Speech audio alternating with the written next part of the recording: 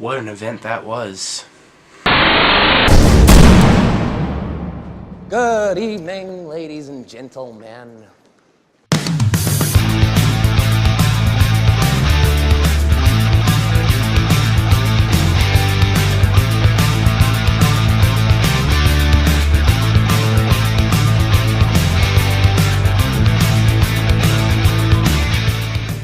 I'm not locked in here with you. You're locked in here with me!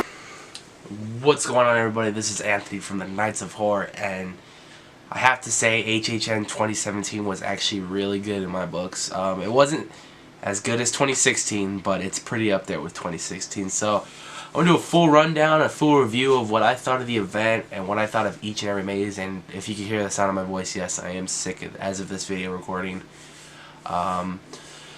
But yeah, we're going to do a complete rundown of the event, what I thought. I have a list of all the mazes from worst to good.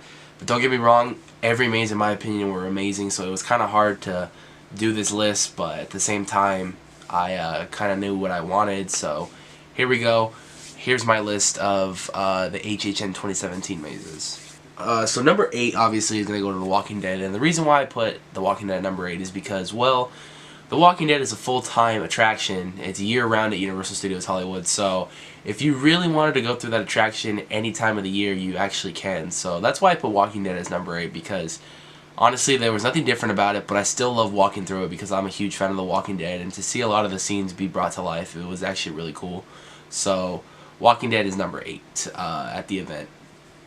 Number 7 is going to go to American Horror Story Roanoke. Now, the season really picked up after the last half of the season, so with this, for me, with that in mind, I was looking out to see what they were going to put in the maze, and they put a lot of the stuff that happened in the last half of the season in the maze with the butcher and the cult and the people in the show and everything. So it was a really cool maze to walk through. You got to see a lot of the famous scenes and stuff.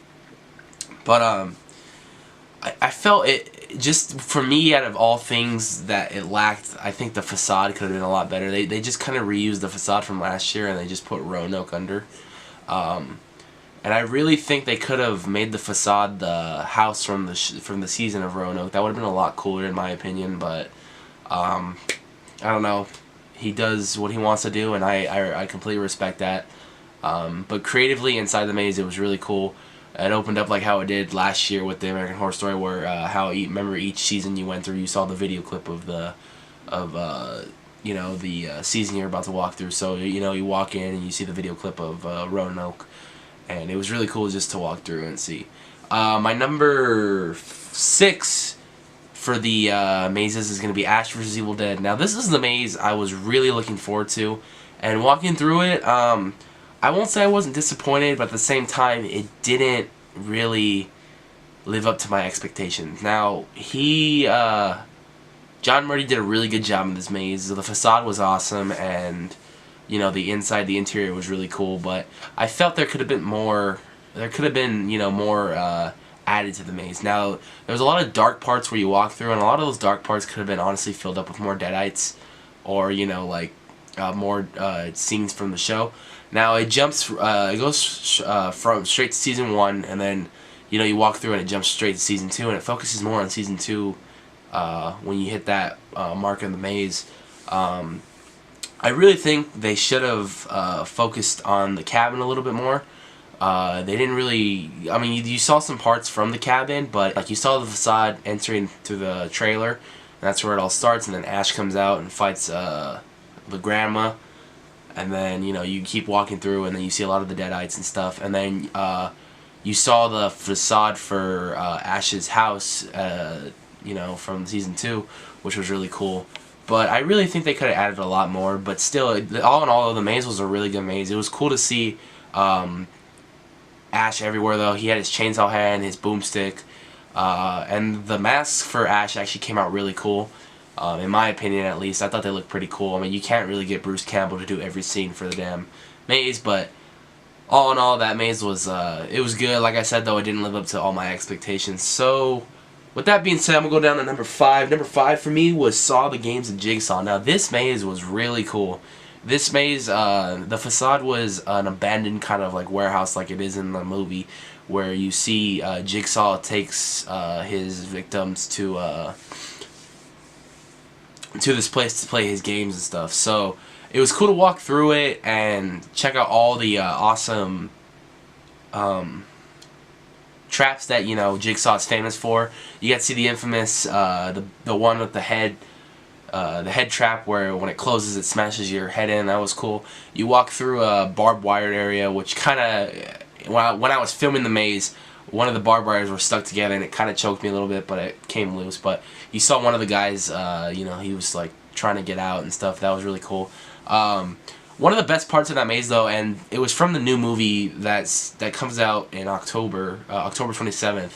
One of the best parts of that maze was when you walk through the scene that you see in the trailer of the people that are wearing the helmets, but they have the eyes open and they're locked onto chains, but then the saws are coming at them. So if they don't get out on time, you know, they get killed by the saw. They incorporated that in the maze, which was pretty cool. But other than that, like, a lot of the times the pop-out scares were the people in the pig masks, which are Jigsaw's apprentices. You know, how he's training them to kind of carry on his legacy after he dies and stuff.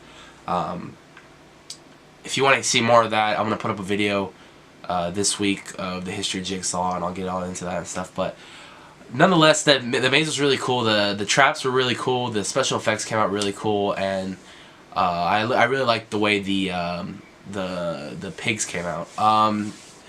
Going to number 4 now, and this was the maze I was least looking forward to, but it really surprised me in the end, was Insidious Beyond the Further. Now, Insidious Beyond the Further was supposed to be a living trailer for the new Insidious movie, because the new Insidious movie doesn't come out till January, so that's the reason why I was not really looking forward to it, because I didn't know really much about it than the trailer I watched. But it was cool because we did see a lot of the new like demon that they're going to be in there, which was really cool. And we saw a lot of the old recurring demons. Not only did we see some kind of new scenes from the movie, but we saw a lot of the old recurring scenes that we've seen in the previous mazes. And I have to say that this was the best Insidious maze yet. I really enjoyed it, and it actually scared me quite a bit. I don't like the red-faced demon. That guy, he gets me a lot. The woman in black too, she's pretty freaky. That was pretty cool though. There's a scene at the very end of the maze too, where you're walking through the maze and they all kind of jump at you at the same time. It's like a dark hallway, and then like all of them kind of jump at you at the same time, and they really get in your face. So that was really cool, and that actually really scared me. But like I said, that was the maze I was least looking forward to, and I really enjoyed it. I got a lot of good scares out of it, and it was just something. Number 3 is going to be The Horrors of Blumhouse. Now, this was a maze I was actually really looking forward to, because the 3 movies they incorporated in The Horrors of Blumhouse was The Purge, it was Happy Death Day, and the Sinister movies. Now, that was really cool because you walk through The Purge first, and it's like a Purge compound, and you see all the famous parts from each of the Purge movies, which was really cool. You saw the girl who wanted the chocolate bar in the 3rd movie with her light car and stuff. And you saw like a lot of the famous characters that they used in the previous Purge movies.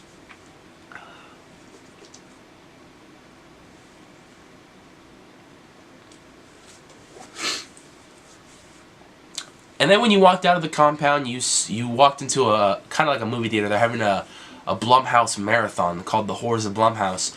And the first movie that you get put into is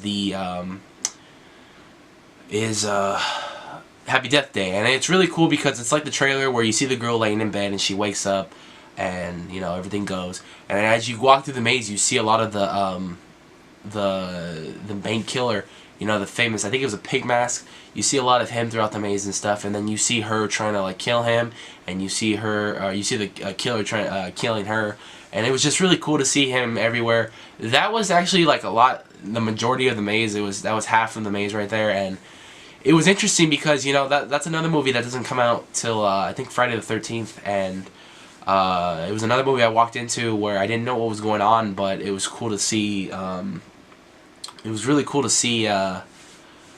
You know, how like a live action kind of trailer bring it back to life and stuff. So that was really cool. Then you walked into the Sinister part, which was really cool. If you watch the first Sinister movie, you know it's pretty sadistic from the films that Ethan Hawke watches throughout the movie.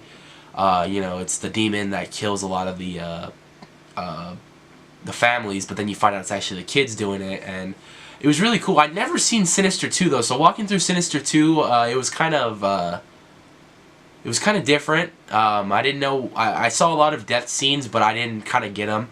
And now going through that maze, I kind of want to watch Sinister 2 just to see what the death scenes were. But that was really cool. And then at the very end, which was really cool, two things that happened at the very end. The very end, the first part is in Purge Anarchy. The guy with the big machine gun in the back of the semi truck. At the end, he's like kind of shooting you, and that kind of ends the film. You know, the film marathon and stuff. And then you're walking out, and then you hear the song "Let's All Go to the Lobby." Classic song from like the 50s and stuff. So that was really cool. And then when I got out of that maze, I waited around a little bit, and it was really cool. I actually got to meet the owner of Blumhouse Productions, Jason Blum. I'll put a picture right here of me and Jason Blum. It was such a cool experience. He's such a nice guy, such a really cool guy. I asked if I could get a picture, and he said no problem. I told him I was a big fan of a lot of the work he's done, and he just really appreciated that. And it was really cool. I didn't get a picture with them, but since I went opening night, I was in the area where all like the celebrities were. I also saw the guy from Purge who plays like the bodyguard, and in Purge Anarchy he wants to get revenge for his son. I can't remember the name from the top of his head, but I'll put it on the screen somewhere, and a picture of him. He played Crossbones in Civil War.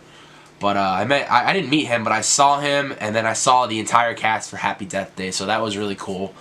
They all walked through the maze, and they all looked like they got scared and stuff, so that was really cool.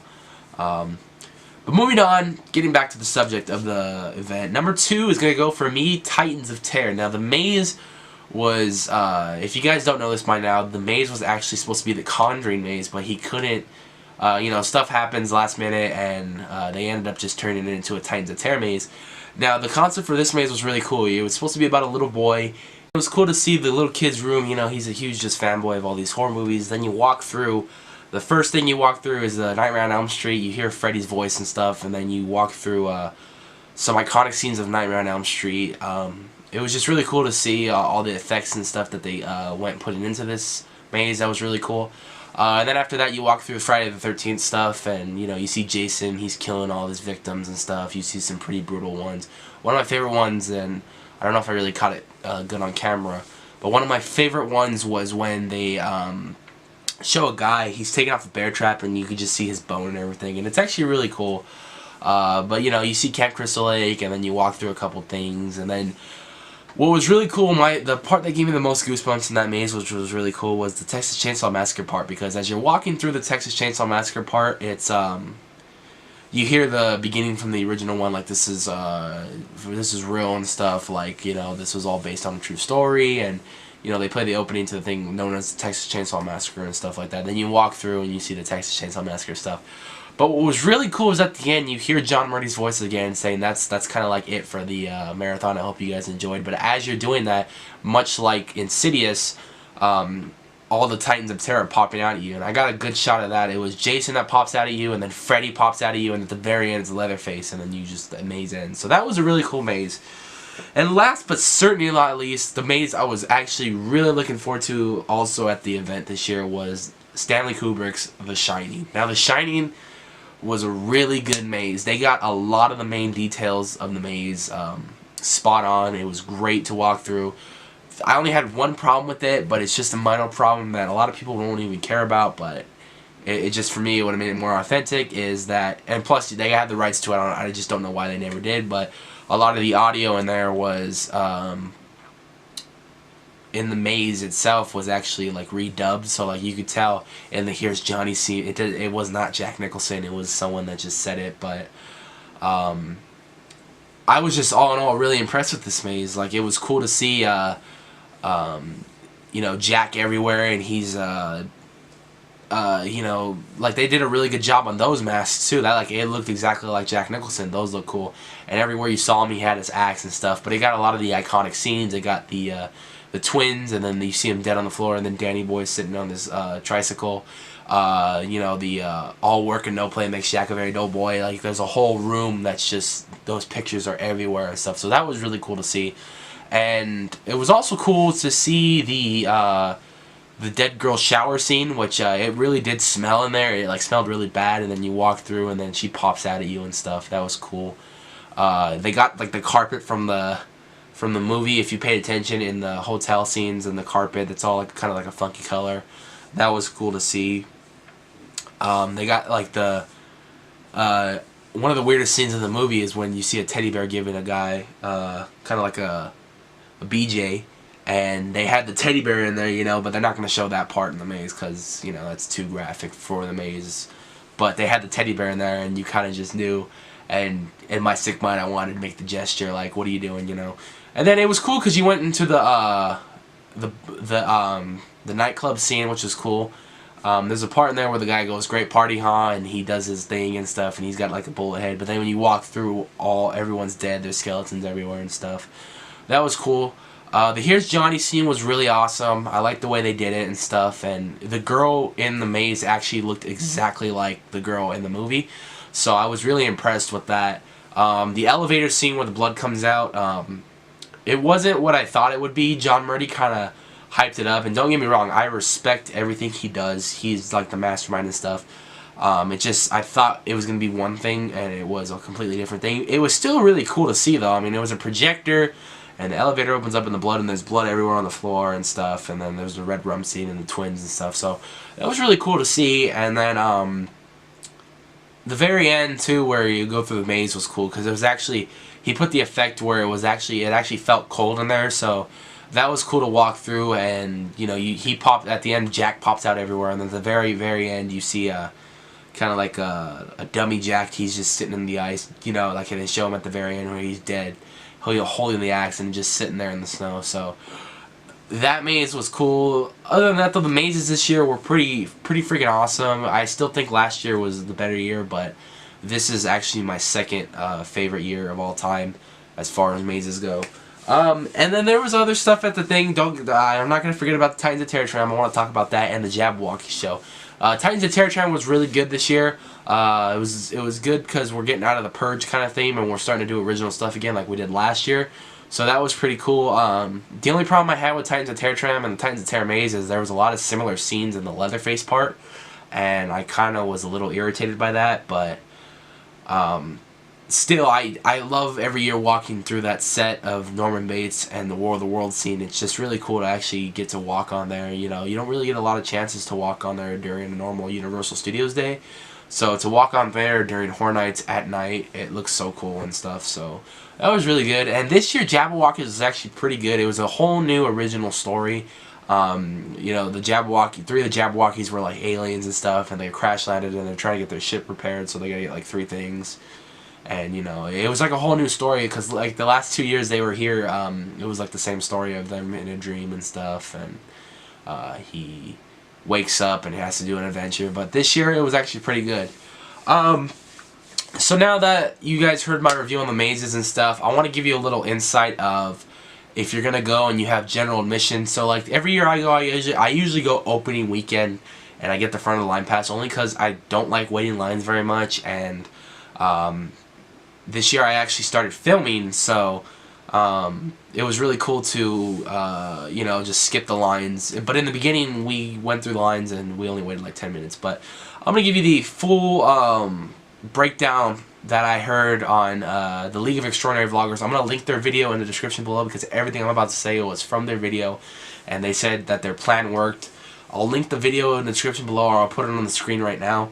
But this is going to be the plan if you get general admission and you're still going to go later on in the 2017 season. So if you get general admission, what I highly suggest you do is you do the early entry. Now the early entry opens up at 5 p.m. But if I were you, I'd get there an hour early. I actually got there at like 1 o'clock, because I like to actually go to the comic book store in City Walk and then get something to eat. So, you know, I like to take my time doing all that. We got there like at 1:30 or 2. We went to the comic book store for about an hour, and then we went to eat for about an hour. And by the time that was done, it was like 4 o'clock. We waited in line for about an hour, and then they finally let us in. Even though we had front of the line passes, we still kind of wanted to beat the crowds and stuff. I wanted to get my filming kind of done and stuff. So with the general admission, I highly suggest that you do the early entry, because the early entry opens at 5, and then there's mazes that open at 5:15 and 5:30 and like 5:45. So what I want to tell you is, here's the plan. You get the early entry, you get there at 5. They let you in. Go straight all the way down, all the way to the back lot first. Now when you get to the back lot, you're going to go through the Urban Inferno scare zone. But the first 2 mazes you're going to hit, American Horror Story is going to be right there, but that's the one everyone's going to be trying to go to. Everybody's going to be trying to go to that one because it's going to be the closest. But what I suggest you do first is hit American Horror Story, or not American Horror Story, hit Ash vs. Evil Dead, and then hit Saw the Games of Jigsaw. Then those 2 are already done, because by the time you hit those 2, everyone's going to be coming out of American Horror Story and going that way. Then you rendezvous back to American Horror Story, do American Horror Story, and you're done with the backlot area. If you want to go back there later on, if you have time after you do everything, you're more than welcome to, because it does really look cool back there when you see Urban Inferno and all lit up and stuff, so that's cool. On top of that, they had the food truck back there, which I hear is really good. So if you want to check all that stuff out later on the night and you finish everything on time, you're more than welcome to. Unless you just, you don't even have to follow this plan. I'm just telling you if you want to get everything done and not worry about anything. But after you're done with those mazes in the back lot, go straight back to where you came from, where the Transformers Mummy area is at. You're going to exit towards Insidious. Don't go to Insidious though, go to The Shining, because I guarantee you that's going to be one of the longest waits next to Insidious. So do The Shining real quick. After you do The Shining, you're going to exit near the Mummy entrance queue. Go straight to Insidious, do Insidious, and make sure you look out for the Twitter password that John Murdy gives out every night. He gives it out an hour before the event starts. And if you give Tucker and Specs, which you'll see in the front of the maze right before you walk in, they're going to be guys with white and black clothes. And they'll have paranormal kind of like items with them and stuff. Give them the Twitter password, and then you'll get like a little exclusive like business card. Unfortunately, I didn't get one, but if you want to see what it looks like, I'll link another video in the description below by the League of Extraordinary Vloggers. They got one, and they actually called the number on the card. It actually does come with a number. That's pretty cool. So if you guys want to get that, do the Insidious maze, and then after you're done with like everything down there, just go back up, hit the Titans of Terror tram. Now the Titans of Terror tram is going to be probably a little bit packed, because by the time you get with everything done down there, it should be about 8 or 8:30. Maybe 9 if you're not really rushing it that much, but that's when a lot of people start actually showing up to the event. They show up a little bit later than most people, but if you do the early entry, you can have 5 mazes done by like 8 to 9 o'clock. Then you just go up, do the Titans of Terror tram, and then after you're done with the Titans of Terror tram, head down to Horrors of Blumhouse. I would say do Titans of Terror, but I think because that's the first maze everyone's going to see as they walk in, don't do that. Do Horrors of Blumhouse first. After you get on Horrors of Blumhouse, right there will be the entrance queue for The Walking Dead. If you really want to go through it, you can. I'm just kind of doing it a little easy maze queue. Like I said, that maze is there all year though, so you don't have to do that maze that night if you don't want to. If you're going to come back a later time to experience like Harry Potter Land or something, just do that when you come back. But if you do decide to do Walking Dead after Horrors of Blumhouse, just go right there. As you walk towards the entrance of the park, the entrance right there for Walking Dead will be right there. Do Walking Dead, then you get out. But if you don't want to do Walking Dead, you're going to go straight to Titans of Terror. And this goes toward after Walking Dead too. Titans of Terror will be in the beginning of the park. Then do that maze. That will be at the Waterworld entrance queue line. Then you do Titans of Terror. And then if you're done with all the mazes and all the, everything that you want to see, and if you have time to do it, do the Jabbawockeez show. It's something to just kind of sit down and relax after a long time. If you want to get on a couple rides, they're there too. Or if you want to go see the scare zones lit up at night, those are cool to see too. But, that's it, guys. That's everything that you need to know about this year of Halloween Horror Nights. I'm very thankful for what the channel is going to right now. We have so much. You guys actually just absolutely loved the HHN Facade video. That's like my highest viewed video right now. It's got like 3.6K views. So I'm really thankful that you guys are tuning in and watching my content and enjoying it.